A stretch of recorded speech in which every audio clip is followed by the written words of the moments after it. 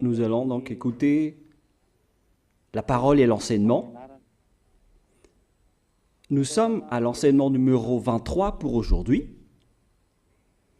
concernant le sujet qui parle de celui qui ose dire qu'il est Dieu. Il a remplacé le bouc, le bélier et le taureau, qui étaient destinés pour l'expiation des péchés des enfants d'Israël, selon Lévitique 16. Dans Lévitique 16, nous voyons donc les béliers, les boucs et les taureaux pour l'expiation des péchés des enfants d'Israël, une fois chaque année. Et c'est ce schéma que nous allons vous enseigner en ce moment. En fait, j'ai déjà donné cet enseignement, mais je le rappelle aujourd'hui. Cette situation contredit directement la parole du Père Yahva, le Dieu d'Abraham, selon Deutéronome 4.2. Ne rajoutez rien et ne retranchez rien aux paroles. C'est dans Deutéronome 4.2 et aussi dans Deutéronome chapitre 13, à partir du verset 1, ou Deutéronome 12, 32. Nous allons donc lire maintenant Deutéronome 12, 32, car nous avons déjà vu autrefois le Deutéronome 4.2. Donc dans Deutéronome 12, 32, vous observerez et vous mettrez en pratique toutes les choses que je vous ordonne. Vous n'y ajouterez rien et vous n'en retrancherez rien. Voilà donc dans le Deutéronome 12, 32. Et dans Deutéronome 4.2, je vais répéter, Deutéronome 4.2, vous n'ajouterez rien à ce que je vous prescris et vous n'en retrancherez rien, mais vous observerez les commandements de Yahva, votre Dieu, tels que je vous les prescris. Cette parole précise bien alors que il ne faut pas rajouter ni retrancher les paroles que je vous ai données. De quelles paroles parle-t-on? Nous allons lire Lévitique chapitre 16 pour voir quelles sont les lois d'expiation des péchés pour les enfants d'Israël. Les voilà. C'est dans Lévitique chapitre 16, verset 3 d'abord, pour commencer. Voilà donc ce qu'on ne doit pas changer, alors que nous avons tous su, nous avons tous vu qu'ils les ont remplacés par Jésus ou Jesus. Ce n'est pas une diffamation, nous le voyons tous. Alors que chacun réfléchisse, Lévitique chapitre 16, verset 3. Voici de quelle manière Aaron entrera dans le sanctuaire. Il prendra un jeune taureau pour le sacrifice d'expiation et un bélier pour l'holocauste. Voilà, nous le voyons tous clairement, cette parole. Il existe donc le fait d'apporter un jeune taureau pour le sacrifice d'expiation, ainsi qu'un bélier pour l'holocauste. Verset 5. Il recevra de l'assemblée des enfants d'Israël 2 boucs pour le sacrifice d'expiation et un bélier pour l'holocauste. C'est-à-dire, en même temps, il y a un sacrifice de taureau, de bélier et de bouc. Lévitique chapitre 16, toujours, mais dans le verset 34. Ce sera pour vous une loi perpétuelle. Voilà. Il se fera une fois chaque année l'expiation pour les enfants d'Israël à cause de leurs péchés. Nous sommes déjà au verset 34 pour information. Verset 34. Voilà. Ce sera pour vous une loi perpétuelle. Quelle est cette loi perpétuelle? C'est le fait de sacrifier les béliers, les boucs et les taureaux qui vont être tués pour sacrifice, pour l'expiation des péchés des enfants d'Israël. Selon le verset 34, ce sera pour vous une loi perpétuelle.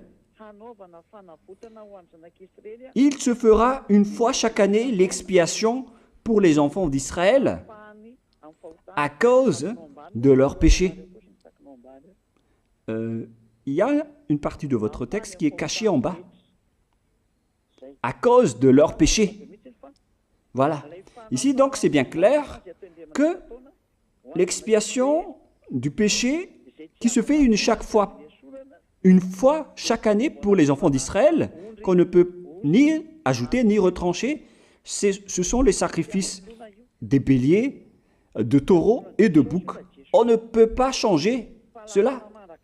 On ne peut pas les remplacer en Jésus ou en Jesus. C'est une loi perpétuelle. Donc, si vous observez les 10 commandements, vous devez apporter des sacrifices de taureaux, de béliers et de boucs si vous voulez être expié de vos péchés. Voilà le schéma.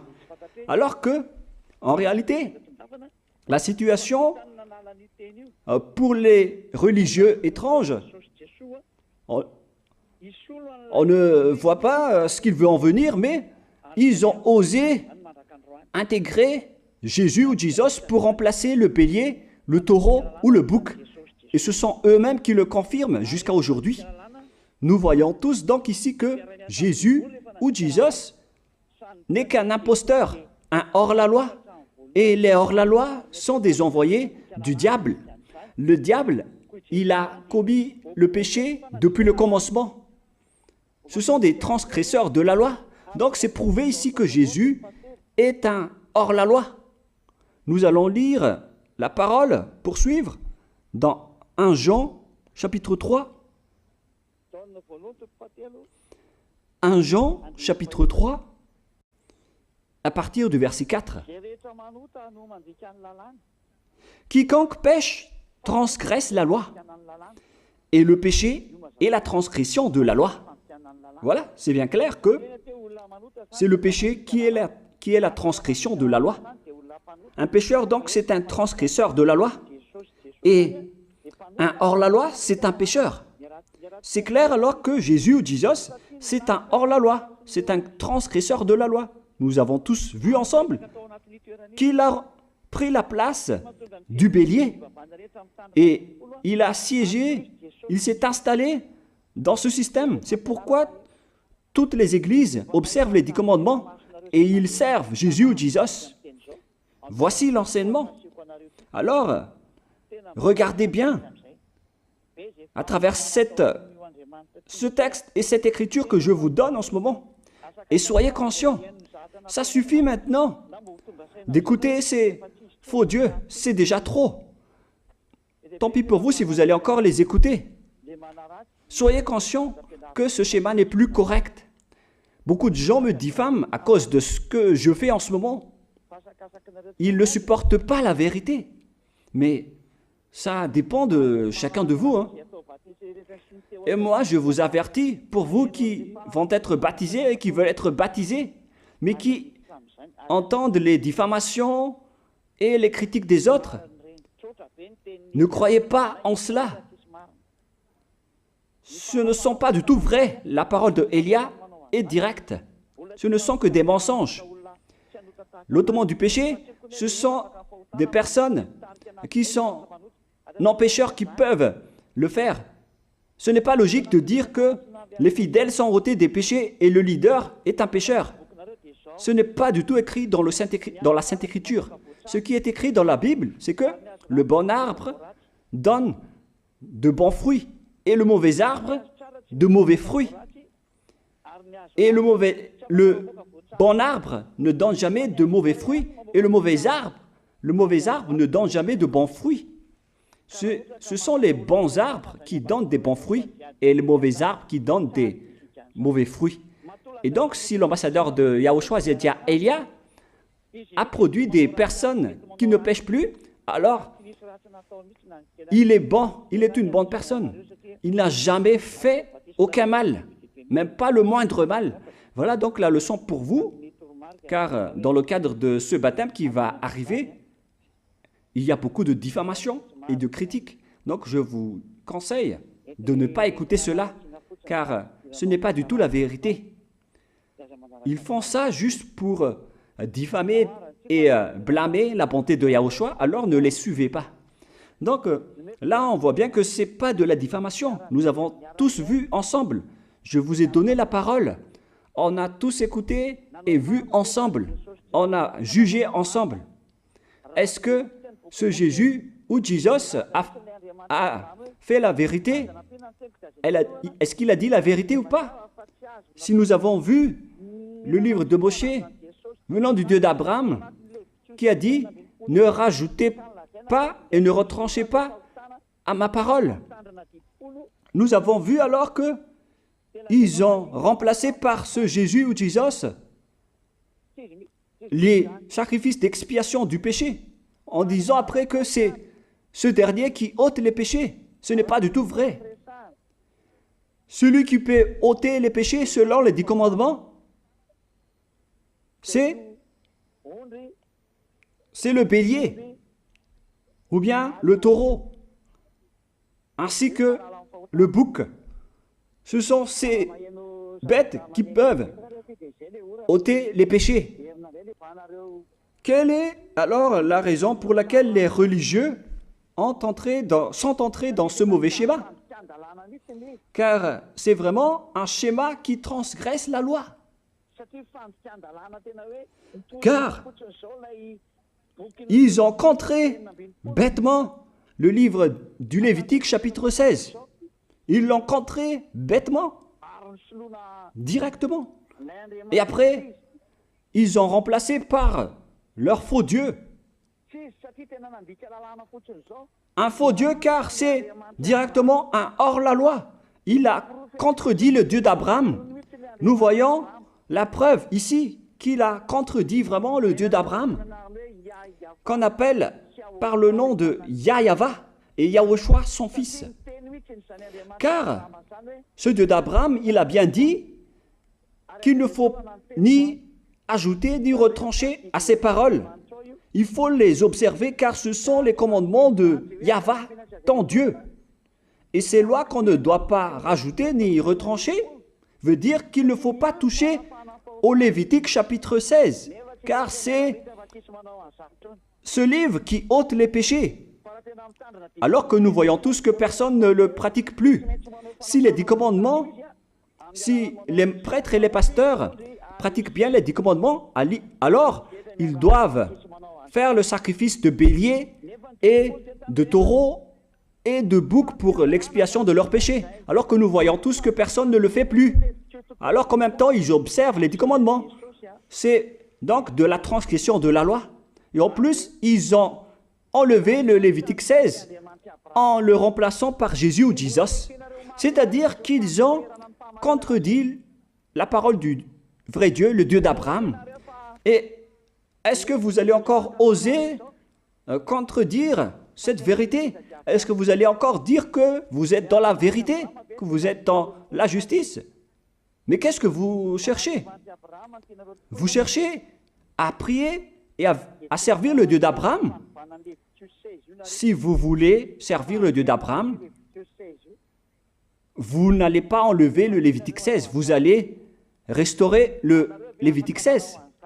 Mais est-ce que vous allez encore oser le faire? Est-ce que vous pouvez encore le faire? La réponse, non. Vous ne pouvez plus le faire. Alors que il s'agit de l'expiation de vos péchés. Et dans ce cas-là, c'est obligatoire de le faire.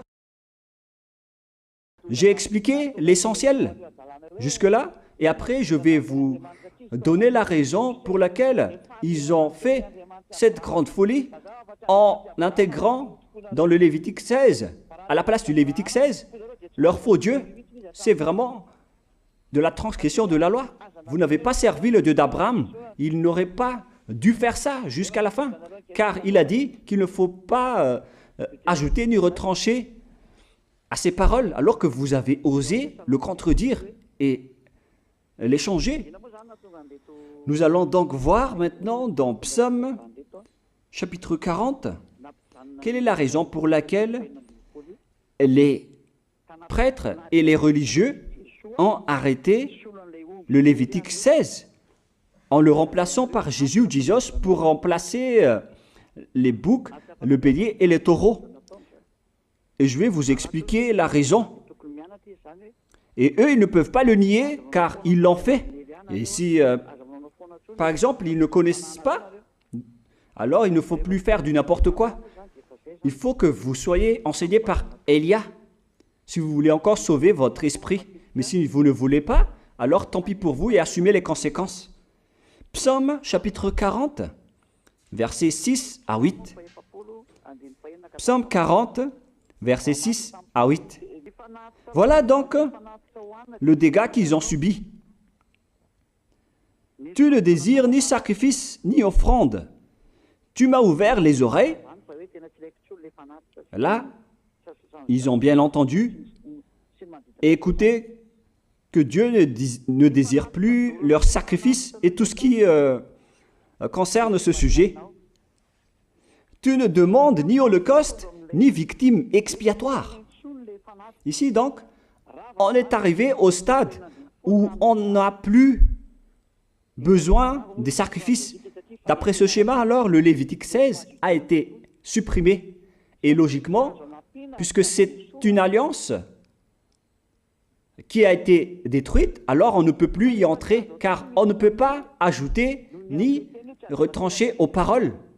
Et donc, si on ne peut pas y entrer d'après la parole qui dit qu'on ne peut pas rajouter ni retrancher, si le Dieu d'Abraham a interdit le sacerdoce, alors logiquement, vous ne devez plus y entrer. Sinon, vous allez vous autoproclamer en tant que pécheur à jamais, alors que les pécheurs et les malfaiteurs n'iront jamais au ciel des cieux.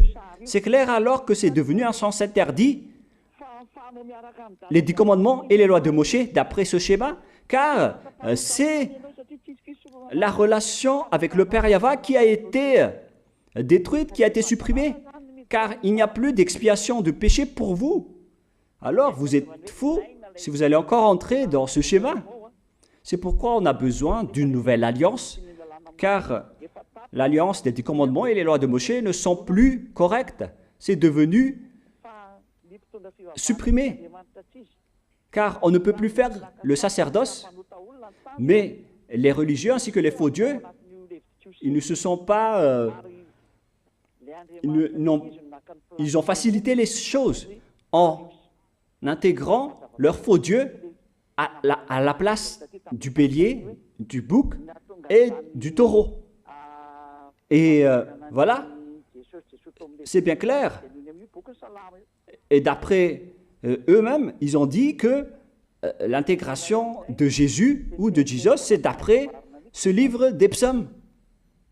Vous voyez que ici, je n'ai pas dit du n'importe quoi, c'est la vérité que j'ai dit.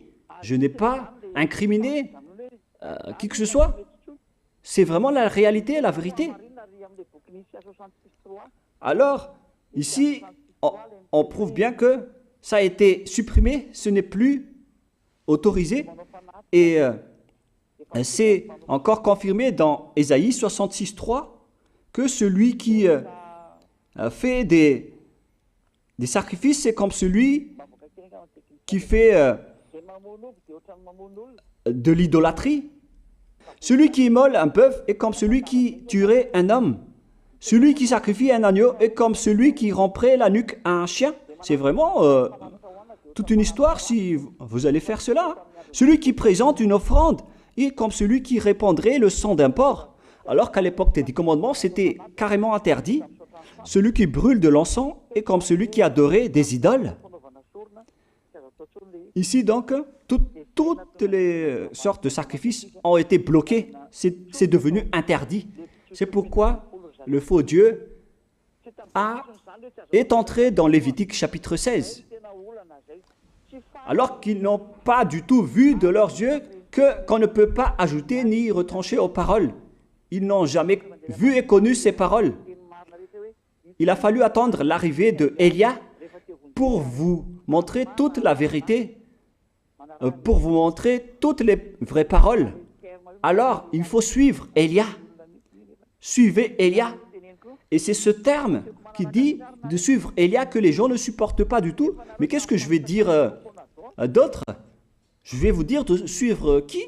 Alors que vous êtes tous pécheurs. Est-ce que vous allez suivre les pécheurs pour aller en enfer? Vaut mieux suivre Élia, car ceux qui l'ont suivi ne pêchent plus. C'est quoi le problème? Si c'est de la jalousie, alors vous n'êtes pas du tout sage. Mais si vous êtes sage, vous devrez être content en m'écoutant. Si vous cherchez ce Dieu d'Abraham, vous devez être très content en dansant à la maison en disant « Merci Élia, voilà ce que j'attendais ». Au lieu de dire des colères et de la haine, moi je vous donne de la parole de l'amour pour vous sauver. Alors sachez bien écouter. Et après, ils l'ont continué dans 40, verset 7 maintenant. Alors je dis, voici je viens avec le rouleau du livre écrit pour moi. Verset 8, je veux faire ta volonté, mon Dieu, et ta loi est au fond de mon cœur. Et eux, ils ont pris cette parole en disant que nous avons vu ce terme de rouleau du livre. Et directement, ils ont dit que on doit intégrer dans les 10 commandements le Fils du Très-Haut qui s'appelle Yahushua. Ils l'ont intégré dans les 10 commandements. Pour vous qui sont dans le mauvais sens, vous l'appelez Jésus. Vous avez intégré dans les 10 commandements votre Jésus, mais Yahushua n'entrera jamais là-dedans car c'est vraiment interdit, c'est un tabou. Le sens du rouleau du livre que Yahushua a parlé ici, c'est qu'on parle de son histoire dans le Sefer Torah juif. C'est-à-dire que le Sefer Torah juif a parlé de lui. Nous allons lire la parole à ce sujet. En parlant du rouleau du livre, ce n'est pas qu'il est entré dans le Lévitique 16. Non, c'est un tabou, c'est interdit. Mais il a parlé de son histoire. En parlant du rouleau du livre, nous allons lire la parole concernée à ce sujet. Selon Luc, chapitre 24, verset 44. Luc 24, 44. Puis il leur dit, « C'est là ce que je vous disais lorsque j'étais encore avec vous, qu'il fallait que s'accomplisse tout ce qui est écrit de moi dans la loi de Moshe, dans les prophètes et dans les psaumes. » Toutes les paroles qui parlent de lui dans la loi de Moshe, dans les prophètes et dans les psaumes. C'est ça qu'on parle ici. Mais il n'a jamais dit qu'il va remplacer le Lévitique 16. Au contraire, c'est un tabou, c'est un blasphème devant le Père Yahva, qui a déjà dit qu'il ne faut jamais ajouter ni retrancher ses paroles. Donc, les paroles qui parlent de lui, ce sont les paroles de la nouvelle alliance qu'il va instaurer, qu'il va exécuter. La raison pour laquelle il sera crucifié, c'est qu'il va instaurer la nouvelle alliance en versant son sang. Voilà de 1. Maintenant, nous allons lire le livre de Jean 5,46. Jean 5, 46. Alors, car si vous croyez en Moshe, vous me croiriez aussi, parce qu'il a écrit de moi. Il a écrit à propos de Yahushua. C'est pourquoi on parle du rouleau de livres qui a écrit pour lui. Et Moshe aussi a participé à son histoire en parlant de lui. Mais ce n'est pas que on a supprimé le Lévitique 16 en remplaçant par le Fils du Très-Haut. Non, ce n'est pas du tout cela. Il y a beaucoup de paroles qui a parlé de lui depuis les lois de Moshe, depuis les prophètes et depuis les psaumes.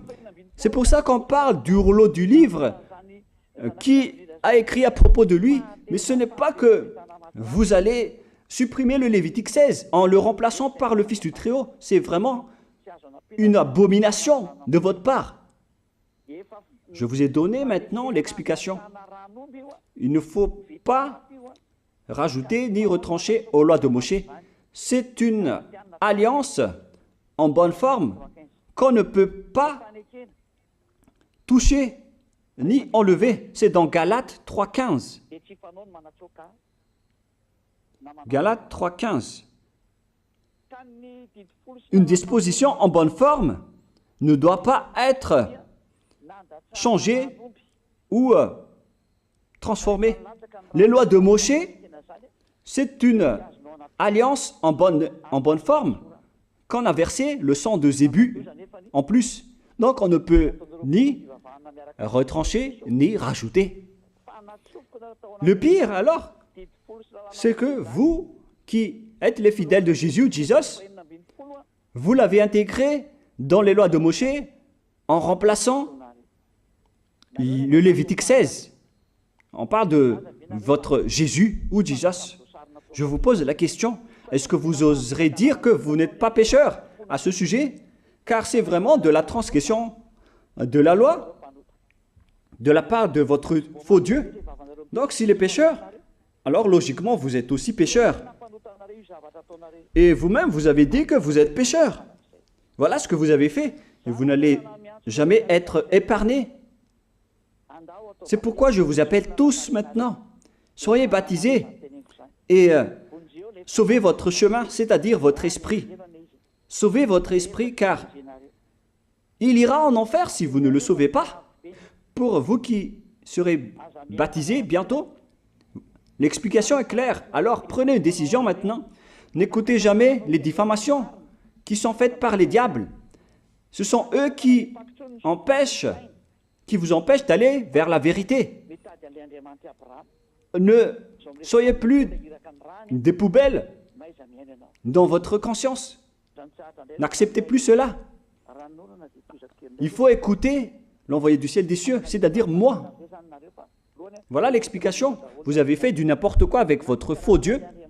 C'est votre faux Dieu qui a péché au commencement. Et logiquement, donc, vous avez tous aussi transgressé la loi avec lui. Et maintenant, vous êtes tous dans le péché. Et vous vous abritez dans la parole qui dit Dieu n'est pas venu pour appeler les justes, mais les pécheurs, pour se repentir. Le problème, c'est que c'est votre Dieu qui est vraiment un pécheur. Voilà le schéma qui prouve qu'il est pécheur. Donc, je vous souhaite à tous d'être bénis par Yahushua. Prions ensemble. Merci infiniment, Père Yahva, pour cette parole. Une parole qui conscientise les gens pour se retourner vers toi et pour faire rester fermes tous les enfants du Très-Haut, les personnes que tu as déjà choisies, pour qu'ils restent bien fermes dans le service, et pour ceux qui sont encore à l'extérieur, qu'ils courent vers Elia, car Elia et toi, Yahushua, vous êtes uniques. Merci infiniment, Père Yahva. Merci infiniment, Yahushua. Sauve les gens pour qu'ils soient intégrés au ciel des cieux, pour que les gens écoutent la parole, Père Yahva, Yahushua, toutes les paroles que j'ai montrées.